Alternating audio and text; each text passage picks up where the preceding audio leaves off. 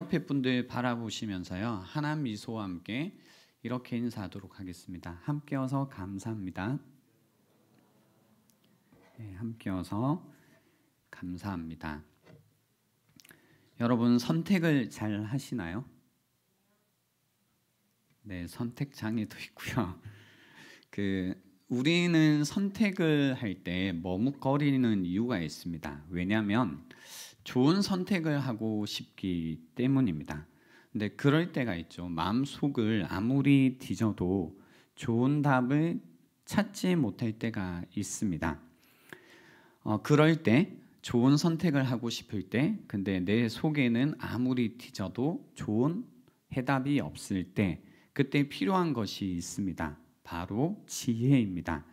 일상생활 자체에 지혜라는 것이 필요합니다. 갑자기 꽁돈이 생겼을 때, 다니고 있던 직장을 잃었을 때 우리는 어떻게 대처해야 하는지 지혜의 도움을 받아야 됩니다.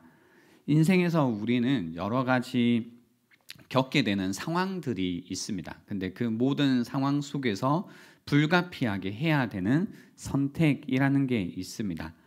성경은 이런 이야기는 잘 하지 않죠. 어떤 얘기냐면 이제 우리가 막상 겪게 되는 상황이라는 게 뭐냐면 누구와 결혼해야 하지? 그죠? 누구를 만나야 되지? 누구와 만나서 연애를 해야 되지? 이런 선택을 해야 될 때가 있거든요. 또 어디에 취직을 해야 되지? 언제 취직하는 게 좋을까? 이사를 해야 될까? 말아야 될까? 하지만 성경은 이런 부분에 관해서 정확히 10월 8일 날 이사를 하여라 뭐 이런 얘기를 해주지는 않습니다. 근데 이제 아시겠지만 이런 결정들을 해야 되는데 잘못 결정을 하게 되면 생각한 것보다 큰 어떤 문제들이 생길 때가 있습니다. 또 뿐만 아니라 어떤 우리의 이 정서라는 것 그리고 어떤 삶 속에서 생기는 갈등, 어떤 마찰 같은 것들을 어떻게 풀어야 되는지 명시되어져 있는 법, 원리는 잘 찾기가 힘들다라는 겁니다. 그러나 이런 크고 작은 문제들, 우리의 실생활 속에서 겪게 되는 문제들을 잘못 선택하게 되면 우리는 큰 어려움을 자초할 수가 있습니다. 그래서 성경에요, 이런 일상생활 속에서 어떻게 하면 좋은 선택을 할까? 이 좋은 선택을 하게 만드는 지혜라는 것을 알려주는 책이 있습니다. 바로 잠언이라는 책입니다. 그래서 이 잠언이라는 책의 1장 1절에 이렇게 시작됩니다. 다윗의 아들 이스라엘 왕 솔로몬의 잠언이라 라고 시작됩니다. 잠언은 몇 마디 말로, 짧은 말로요, 생각을 자극하고 또 우리에게 진리라는 것을 전달해 줍니다. 굉장히 간결하고 그리고 생생한 언어로 우리에게 전달해 줍니다. 이 잠언에 해당하는 히브리어는요, 마샬이라는 단어입니다. 이 마샬은 비교하다라는 뜻이 있습니다. 그래서 잠언서를 보면요, 지혜와 어리석음, 의인과 악인, 생명과 죽음 등 대조적인 것들을 비교함으로써 진리를, 지혜를 우리에게 가르쳐 줍니다. 또 우리말로 이제 잠언이라고 할 때요, 이 잠이라는 것은 병을 고칠 때 쓰는 침이라는 단어입니다. 침, 잠이라고 하면 침이라는 뜻을 가지고 있고 또 경계하다라는 뜻을 가지고 있습니다. 그래서 혹시 침 맞아 보셨나요? 네, 여기 좀 많이 맞아 보셨고 여기는 아직 많이 안 맞아 보셨는데요. 침 맞으면 어때? 따끔하죠. 네, 따끔한 것처럼 잠언이라는 게 뭐냐면요, 이렇게 따끔한 말이에요. 우리가 이야기를 들었을 때 그냥 그런 말이구나 이런 얘기가 아니라 따끔합니다. 그렇죠? 이렇게 탁 우리를 치는 말입니다. 그래서 들었을 때 뭔가 마음에 따끔한 것이 있습니다. 그런 따끔함을 통해서 어떤 삶에 대한 지혜를 가르칠 때 이 잠언이라고 하는 겁니다. 이 잠언을 읽을 때 우리가 주의할 점이 있습니다. 저도 어릴 때 잠언을 읽을 때 늘 이게 헷갈렸는데요. 그게 뭐냐면 잠언은 성경 속에 들어있지만 읽을 때 어떤 절대적인 명령이나 약속으로 읽으시면 안 됩니다. 잠언을 읽으실 때는 다른 성경과 다르게 절대적인 하나님의 명령이나 약속이라는 측면에서 보시면 안 되고요. 어떤 한 절 한 절이 삶 속에서 이제 삶에서 우러나온 그 금원 정도로 이해하시면 좋습니다. 그리고 한 구절이 모든 것을 포괄한다고 생각하셔도 안 됩니다. 부분 적이다라고 이해하시면 좋은데요. 이 부분 적이다라는 말을 통해서 잠언을 읽어 가실 때요. 그 똑같은 지혜로운 자는이라고 할 때 이 지혜로운 자가 어떻게 하는지 굉장히 많은 조각들을 가지고 있습니다. 그래서 같은 어떤 사람이라고 해도 다양한 것을 제시해 놨습니다. 그래서 부분들을 좀 모아서 같이 잘 살피시는 것이 좋습니다. 이처럼 이제 잠언, 혹시 잠언을 읽어 보신 적이 있으신가요? 예, 있으시죠? 이 잠언을 읽을 때는 그 마치 사탕을 먹는 거하고 비슷해요. 사탕 이제 먹을 때 성질이 급하신 분들은 어떻게 드시냐면 깨물어 드시죠. 이렇게 깨먹죠. 그렇죠? 근데 사탕은 뭐 꼭 그래야 되는 법은 없지만 이렇게 살살살 녹여서 이제 먹는 거잖아요. 이렇게 살살살 녹여 먹어야 되는데 성질 급하면 이제 팍팍팍 깨먹잖아요. 마찬가지로 그 잠언은 막 깨물어 먹으면 급한 마음에 먹으면 별로 얻어가는 게 없습니다. 오히려 이제 천천히 음미하면서 한 구절 한 구절을 이제 이렇게 뭔가 단맛이 배어날 때까지 음미하시면서 먹는 게 좋습니다. 그래서 이번에 저도 뭐 설교 준비할 때도 그랬고 또 수련회를 준비하면서 잠언서를 준비할 때 어려웠던 점이 뭐냐면요. 이 무언가를 준비해야 된다는 생각을 하니까 마음이 급하잖아요. 근데 마음이 급하다 보니까 잠언이 잘 들어오지가 않는 거예요. 그러니까 잘 들어오지 않으니까 또 마음이 급해지는 거죠. 또 급해지니까 잠언이 잘 들어오지가 않는 거죠. 그래서 이게 굉장히 어려웠어요. 이렇게 볼 때에 잠언이라는 말씀을 준비할 때에 어려웠던 점이 뭔가 급하면 요 말씀이 잘 담기지가 않는다라는 거였습니다. 그래서 이 잠언을 보실 때는 좀 느긋하게 숨을 쉬시고 차분하게 읽어 가시는 것이 필요합니다. 그래서 이런 마음을 가지고 우리가 주어진 시간 안에서요 조금 느긋하게 오늘 말씀 한번 볼 수 있으면 좋겠습니다. 1절을 다시 한번 보시면요, 다윗의 아들 이스라엘 왕 솔로몬의 잠언이라고 합니다. 이 솔로몬의 잠언, 지혜서라는 말인데요. 지혜가 이제 무엇인지 우리가 배우려고 할 때 이 지혜를 배우는 좋은 방법 중에 하나는 그 잠언서에 적혀 있는 이 지혜와 같이 붙어 나오는 동의어들이 있어요. 지혜 쪽에 있는 단어들이 있거든요. 그 단어들을 같이 살펴보시는 게 지혜가 무엇인지, 잠언서가 우리에게 알려주는 지혜가 무엇인지 이해하는 데 도움이 됩니다. 2절에 보시면 이는 지혜와 훈계를 알게 하며 명철의 말씀을 깨닫게 하며 라고 해서 명철이라는 단어가 나옵니다. 지혜 쪽에 있는 단어입니다. 명철, 영어로는 insight라고 하고요. 히브리어는 비나라는 단어를 사용되어 있습니다. 그러니까 통찰이라고도 우리가 해석할 수 있겠죠. 그래서 이 명철이라는 건 뭐냐면요, 기본적인 의미는 무언가를 분별한다라는 의미입니다. 무엇과 무엇 사이에서 분별해낸다, 잘 가려낸다라는 의미가 있습니다. 그래서 요 잘 가린다라는 의미 때문에 그 남이 잘 보지 못하는 어떤 미묘한 차이를 잘 가려서 본다, 무언가를 잘 인식하고 식별한다라는 의미입니다. 그래서 명철한 사람은 어떤 우를 범하지 않느냐면요, 이분법적으로 사고하지 않습니다. 저 사람은 나쁜 사람, 이 사람은 좋은 사람, 이렇게 이분법적으로 사고하지 않습니다. 그래서 요 좋은 것과 나쁜 것 사이에 수많은 것들이 있잖아요. 그것을 이렇게 볼 줄 아는 눈이 있다라는 겁니다. 그래서 선과 악이 있는 게 아니라 선이 있고 뭔가 최선이 있고 차선이 있고 또 다른 선이 있고 이렇게 뭔가 그 사이에 다양한 것을 볼 수 있는 눈이 있다라는 겁니다.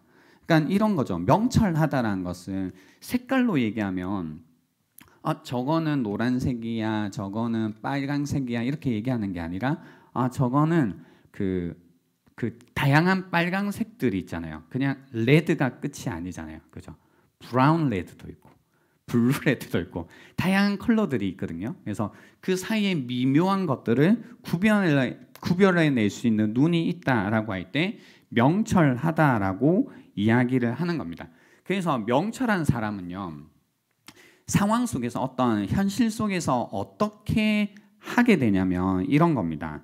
남들이 어떤 상황을 볼 때 그냥 이거 좋은 일이야 혹은 나쁜 일이야, 이거 나한테 일어났기 때문에 안 좋아, 좋아, 한두 가지밖에 생각을 못하는 상황이지만 이 명철한 사람들은요, 그 상황 속에서 수십 가지를 이제 볼 수 있는 겁니다. 선택을 한다 할 때도 마찬가지입니다. 야, 이거 이렇게 하면 이거 뭐 안 좋고 이건 좋고가 아니라 어떤 상황 속에서 한 10가지 정도의 상황들을 읽어내는 겁니다. 그래서 나 이 일이 이제 어떻게 될지 모르겠어 고민하고 근심할 때 우리가 지혜로운 사람에게 가서 물어보는 이유는 뭐냐면 내가 보지 못하는 다른 어떤 해결책을 볼 수 있기 때문에 찾아가는 거잖아요. 그래서 내가 볼 때는 이 문제에 있어서 이 문제를 해결할 수 있는 방법이 한 2가지밖에 없는 것 같은데 지혜로운 사람, 명철한 사람에게 물어보면 해결할 수 있는 방법이 한 10가지가 있는 거예요. 이거 접근할 수 있는 방법,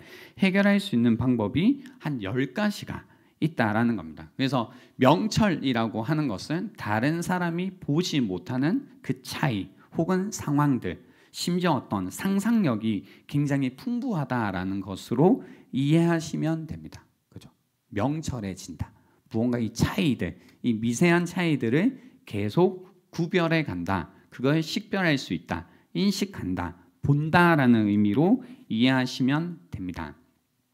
두 번째는 슬기라는 단어입니다. 슬기.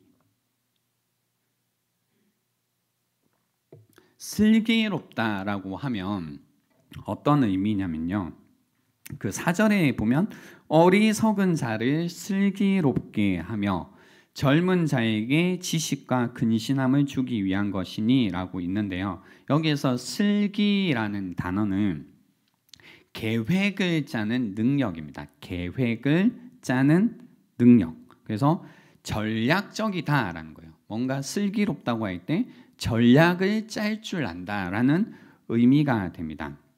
그래서 무언가를 생각할 때 자기가 무엇을 해야 되는지 현실적으로 계획을 혹은 전략을 짜내는 능력을 슬기롭다라고 하는 겁니다.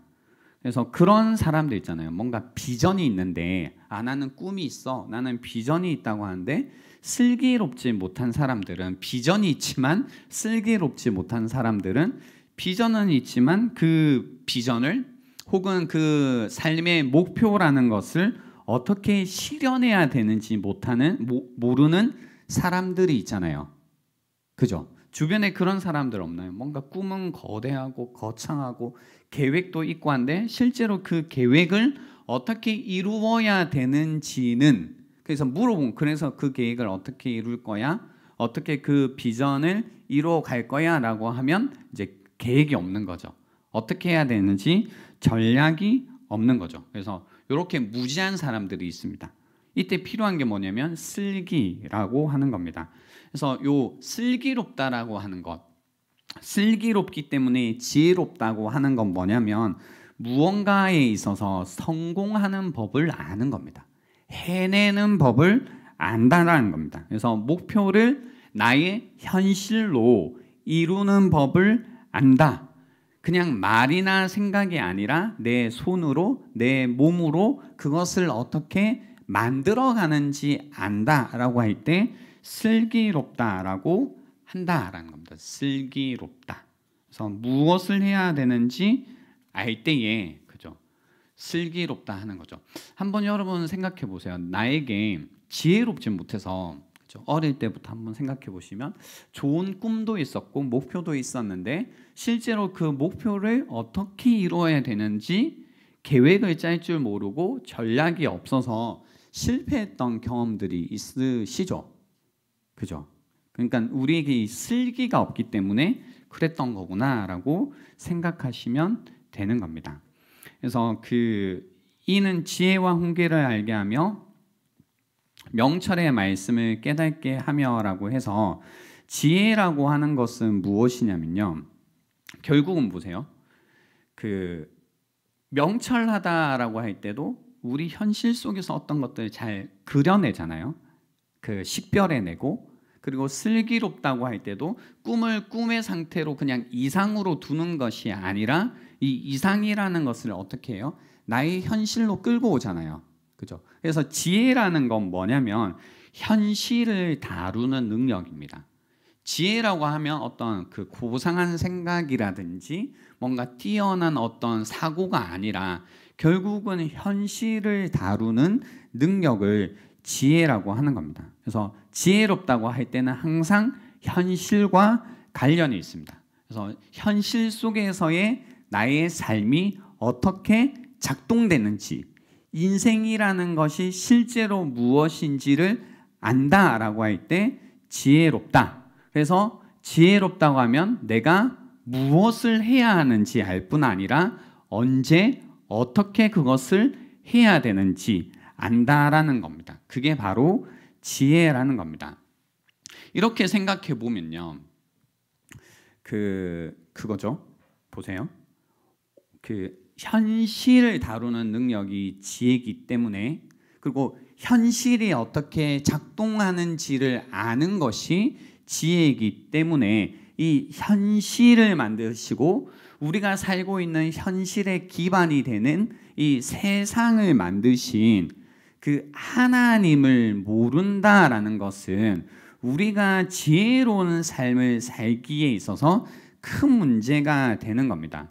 왜냐하면 하나님께서는 그분의 지혜로 세상을 만드시고 그분의 지혜로 이 세상이 돌아가게, 작동하게 만드셨기 때문에 이 세상을 만드신 그 하나님을 모르면, 그리고 그분의 말씀에 불순종하는 것을 우리는 어리석다라고 이야기하는 겁니다. 그러니까 현실을 잘 모르기 때문에 어리석다라고 이야기를 합니다. 그래서 지혜가 중요한 이유가 뭐냐면요, 우리가 지혜가 없으면 이처럼 현실을 잘 모르기 때문에 뭔가 어리석음의 상태에 빠지게 됩니다.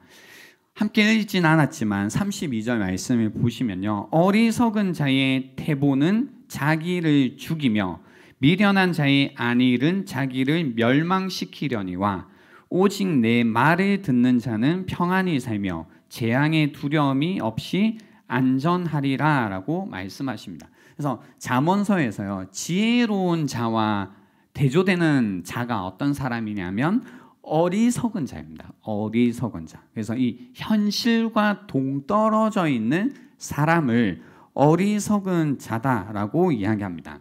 근데 이 어리석은 자의 어떤 의미를 조금 더 살펴보면요, 어리석은 자라고 하면 젊다, 영하다라는 의미가 있고 또 나이브하다라는 의미가 있어요. 순진하다라는 거죠. 어리석다라는 건 뭐냐면 영하고 뭔가 순진하다라는 겁니다.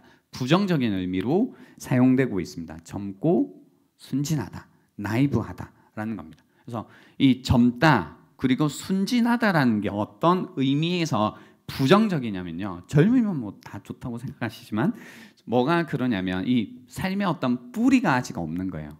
젊다라는 것. 그리고 순진하다라는 것은 뭔가 삶에 아직까지 형태라는 것이 잡혀있지 않다라는 거예요. 뿌리가 없고 어떤 삶의 형태, 모양이 잡혀 있지 않습니다. 보세요. 뿌리가 없어요. 그리고 나의 어떤 모양이 없어요. 그러니까 어떻게 살게 되냐면 그 다른 사람의 말이나 생각에 의해서 굉장히 쉽게 좌지우지 됩니다. 뿌리가 없기 때문에 쉽게 흔들립니다.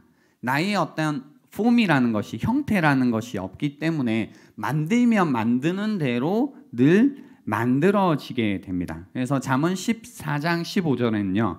어리석은 자는 온갖 말을 믿는다라고요. 그러니까 말하면 그 말하는 것을 다 믿어요. 아무 말이나 덥석 믿어버리는 것이 미련함이다 라는 겁니다. 그래서 너무 쉽게 주변 사람들에 의해서 영향을 받게 됩니다. 영하고 순진하면 나이브하다라는 게 뭐냐면 주변의 어떤 말들에 의해서 굉장히 쉽게 이제 좌지우지 되죠. 그죠? 그래서 이 32절에 저희가 읽었던 어리석은 자의 태보는 자기를 죽인다라고 하는데요. 여기에서 태보라고 하는 것은 이제 뒤로 물러가는, 점점 태보한다라는 의미이기도 하지만 길에서 이탈한다라는 뜻입니다. 길에서 이탈하게 됩니다. 그래서 너무 쉽게 다른 사람들의 말을 듣고 영향을 받는 사람들은 태보하고, 그러니까 태보하지 않으려고 그러는 건데 태보하게 되고 길에서 이탈하게 된다라고 이야기를 해요. 재밌는 말입니다, 이게. 그래서 여러분 이제 청소년 시기 때 한번 생각을 해보시면요.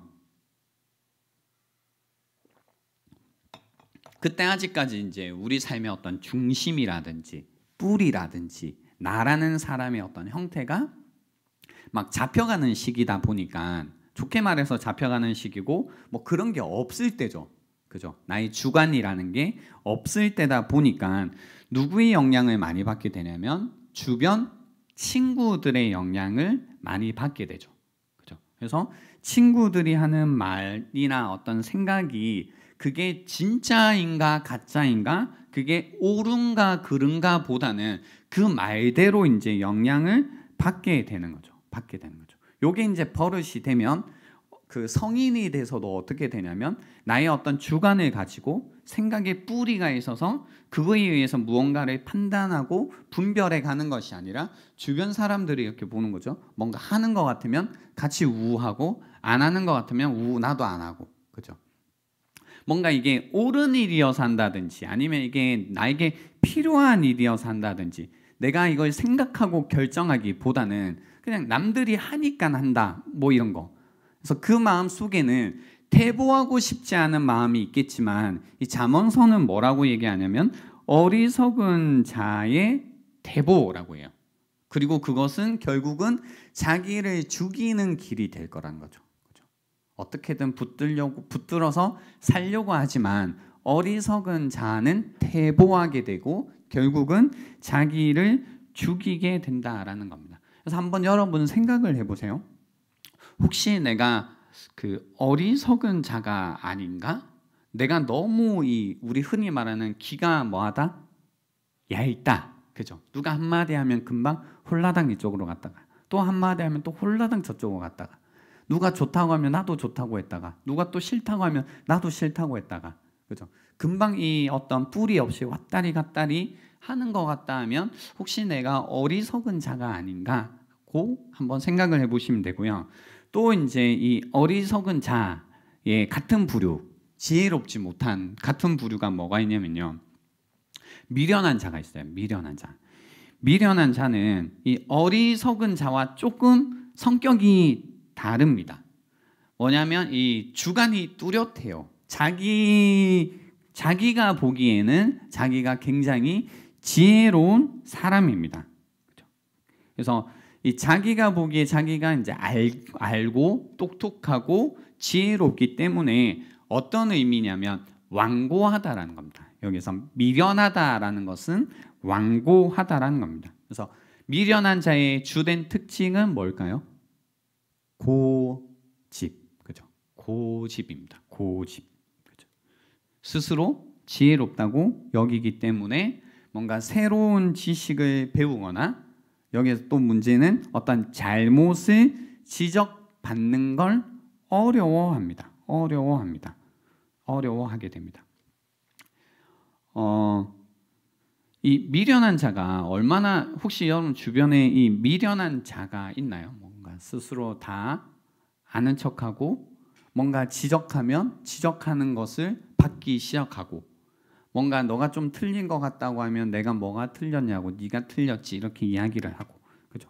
할 때 그 잠언에 보면요, 이 미련한 자를 만나는 걸 어떻게 표현을 했냐면 17장 12절에 차라리 새끼 빼앗긴 암곰을 만날지언정, 그러니까 새끼 뺏긴 암곰이 얼마나 사납겠어요, 그죠? 얼마나 컨트롤이 안 되겠어요. 근데 만날지언정 미련한 일을 행하는 미련한 자를 만나지 말라고 되어 있어요. 그러니까 자기 새끼를 빼앗긴 암곰을 만나는 것보다 미련한 일을 행하는 미련한 자를 만나는 게 더 끔찍한 일이라고 잠언이 이야기하고 있다라는 겁니다. 그렇죠? 한번 여러분도 생각을 해보시면 좋습니다. 나는 혹시 이 미련한 자가 아닌가, 그죠? 그래서 이 미련한 자들은 뭔가 이 안에 거만함이 있죠. 남의 말을 듣고 싶어 하지 않고, 그죠? 나의 어떤 생각대로만 하려고 하고. 그래서 두 가지를 좀 비교해 보면, 어리석은 자는 너무 다른 사람들의 말을 신경 쓰고 줏대가 없고 중심이 없고 쉽게 왔다리 갔다리 하고 너무 오픈되어 있는 거죠, 그죠? 다른 사람의 이야기 너무 오픈되어 있는 게 문제고, 미련한 자는 이제 다른 사람이 하는 말은 너무 신경 쓰지 않는 겁니다. 그래서 겸손하지 못하고 교만하고 자기 의가 가득하고 완고합니다. 그래서 설득이 되지 않죠. 뭔가 이야기를 해주고 설득을 하려고 해도 뭘 해도 이제 설득이 되지 않죠. 그래서 그 사람을 이렇게 고치거나 뭔가 새로운 것을 이야기해 주거나 어떤 잘못을 이야기해 주어서 뭔가 달라지게 하는 것이 너무너무 어려운 거죠. 근데 이게 왜 문제가 되냐면, 왜 미련하다고 하냐면요, 어차피 인생이라고 하는 것이 통제불능인데, 자기가 이 미련한 자들은 통제불능인 삶을 자기가 스스로 통제하고 있다라고 생각을 하거든요. 이건 내가 통제할 수 있다라고 생각을 하고요. 그러니까 어떤 그 공상 속에서 자기는 삶이 자기가 다 잘 지고 살아가고 있다고 생각하지만 실제로는 그렇지 않다라는 겁니다. 실제로는 그렇지 않다라는 겁니다. 여기에서 여러분 그래서 생각을 해보세요. 나는 어리석은 사람인가? 아니면 나는 미련한 사람인가? 지금 손들라고 하진 않을 건데요. 이제 듣다 보니까 내가 어느 쪽인지 좀 기울어지나요? 네, 그죠. 내가 어떤 분들은 좀 어리석은 쪽인 것 같고 또 누군가는 미련한 쪽이구나라는 생각이 듭니다. 재밌는 질문을 해볼까요? 어리석은 게 나아요? 미련한 게 나아요?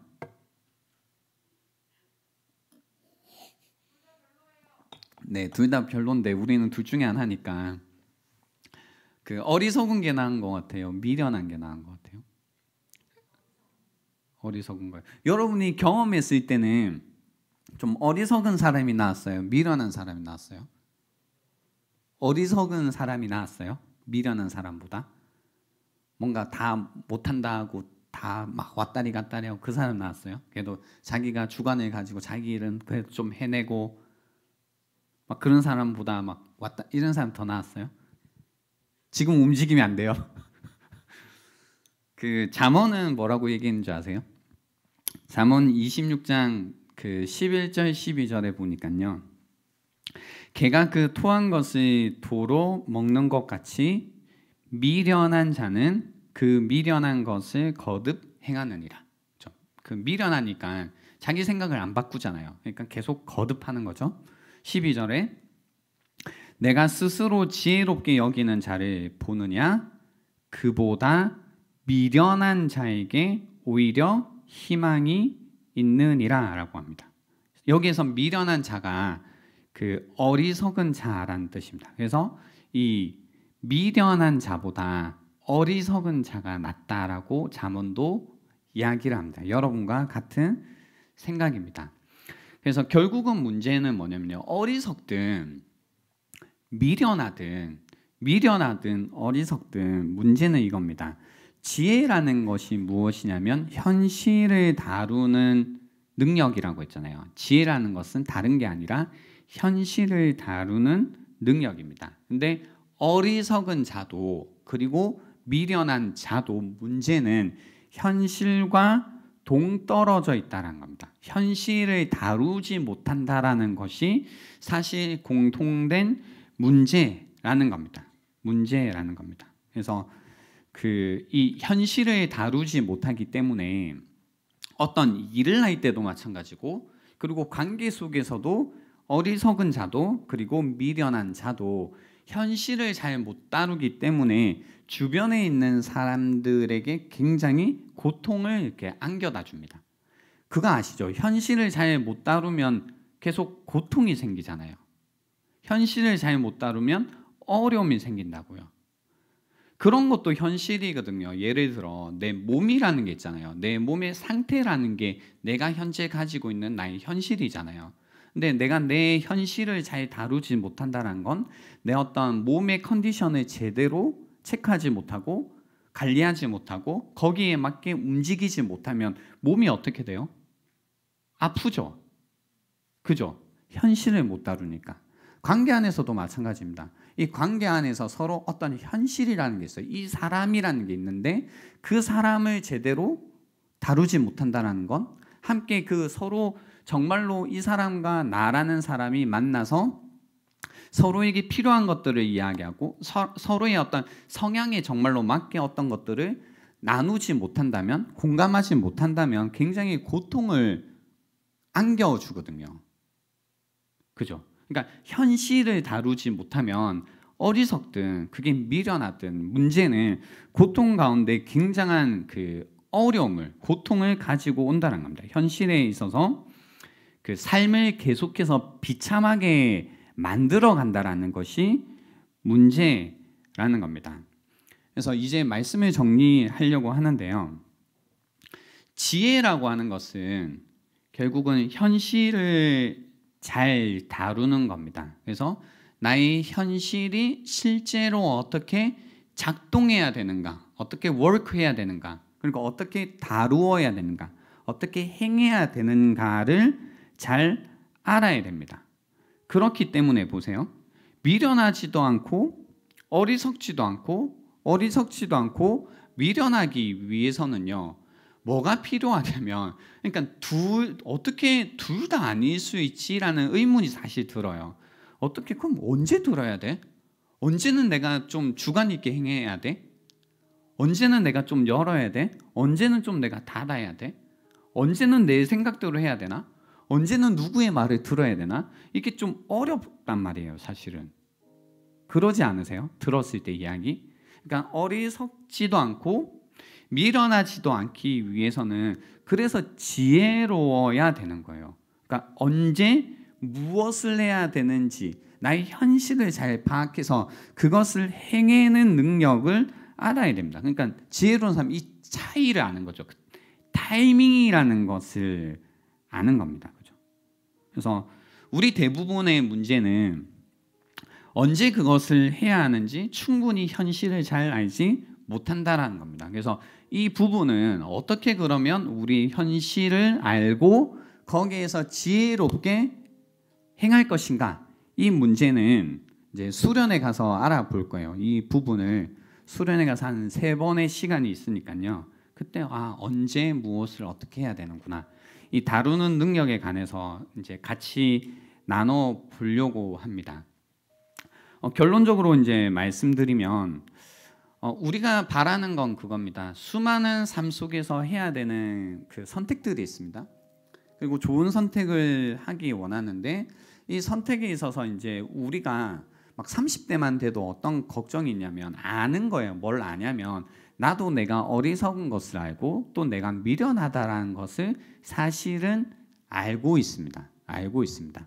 그래서 내가 어리석구나, 내가 미련하구나 라고는 생각이 드신다면 여러분에게 필요한 것은 사실 무엇이냐면 그 어리석으신 분들은 주변에 이제 사람들의 이야기에 어떤 것들을 듣기 전에 먼저 들어야 되는 게 있습니다. 그게 뭐냐면 바로 이 세상을 만드시고 그리고 이 그분의 지혜로 이 세상을 이 현실을 운영하고 계시는 그 하나님의 이야기에 먼저 여러분을 오픈하셔야 되는 필요가 있습니다.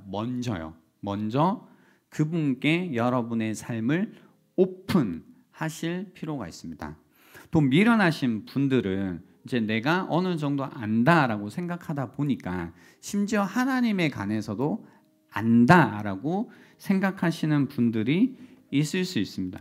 네, 오늘 그 5절에 보세요. 지혜 있는 자는 듣고 학식이 더할 것이요 명철한 자는 지략을 얻을 것이다 라고 해서 지혜 있다라고 정말로 생각이 든다면 그죠? 더 하나님의 말씀을 듣고 학식을 더해 가실 필요가 있습니다. 여기에서 학식을 더한다라는 게 뭐냐면요. 어떤 지경을 넓혀 간다라는 겁니다. 그래서 내가 지혜롭다라는 게 뭐냐면 내가 2개, 3개 아는 게 몇 개인지를 안다라는 거예요. 네, 2개를 아는구나, 3개를 아는구나. 근데 학식을 더한다라는 건 4개, 5개를 더 알 필요가 있다는 거예요. 그 지경을 더해 가야 된다라는 것을 아실 필요가 있다라는 겁니다.